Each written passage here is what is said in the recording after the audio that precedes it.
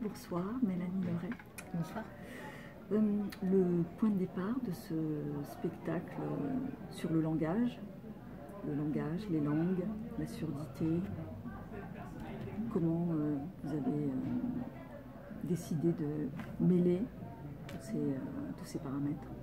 En fait, j'ai lu la pièce en anglais, oui. Et il y avait des choses qui me plaisaient, des choses qui ne me plaisaient pas, mais je trouvais que c'était une pièce très intéressante pour parler de la différence en fait, ça parle du langage aussi, mais et de la différence, et que finalement les premières inégalités se créent au sein même des familles, du groupe, l'endroit où on pense qu'on est protégé, mais en fait c'est dès là que se créent déjà les différences.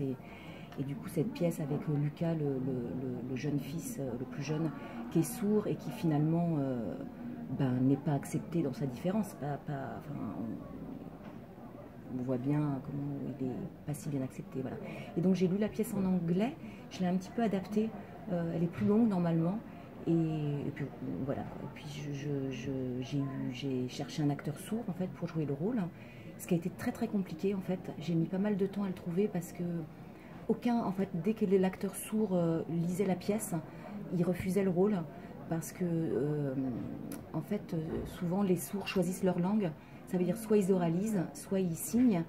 Et la langue des signes, c'est une langue, enfin, c'est un langage.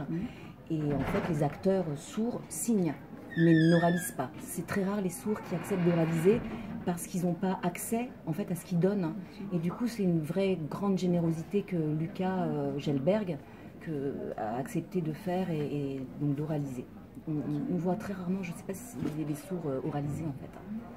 D'ailleurs, il joue très très bien. Il est extraordinaire, il n'avait jamais fait de théâtre, mais c'est une amie qui m'a dit « Mais pourquoi tu ne rencontres pas ce garçon ?» Il jouait dans la famille Bélier, il faisait le frère de l'héroïne. Et je me suis dit, essayons, de toute façon, j'arrivais pas à trouver.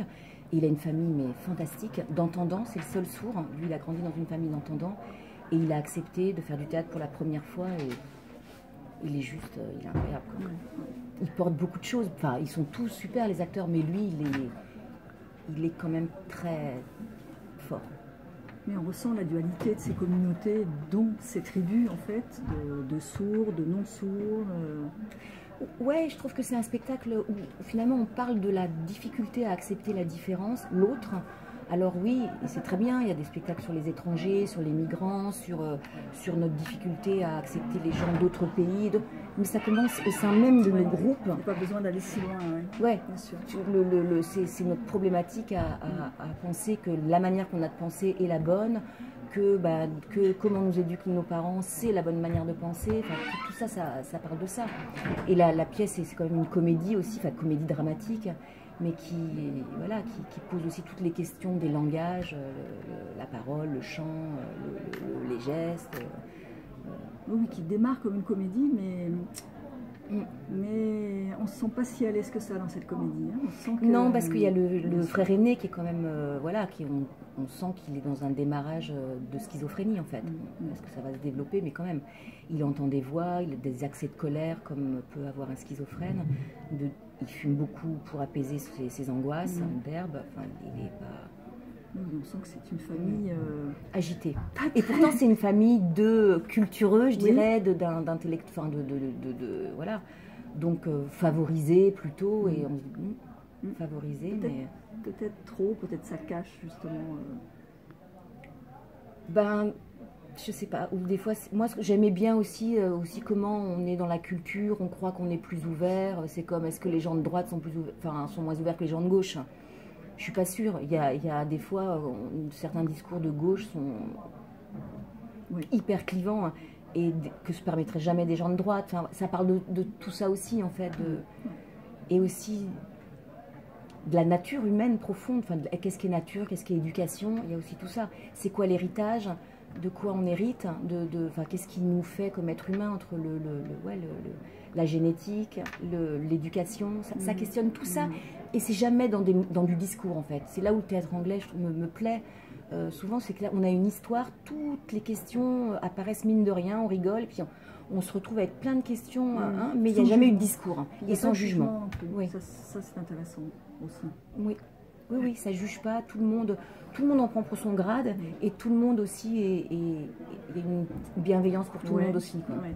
Il y a quand même de l'empathie, enfin, ouais. On sent quand même ils s'aiment. Il y a de l'amour, ouais, il y a de l'amour. Ouais. C'est une belle réussite. Merci.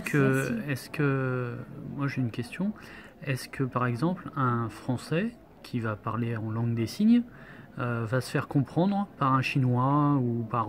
Est-ce que c'est complètement international? Non. Après, je pense qu'un sourd chinois et un sourd français vont avoir très vite, ils vont se connecter, ils vont trouver. Mais c'est très différent, c'est pas une langue internationale. Il y a la langue des signes française n'est pas la même que la langue des signes anglaise. Ils n'ont pas la même manière de signer les mots. Mais il y en a une. D'accord. Il y a une langue des signes internationale? Dis donc, tu me contredis, toi.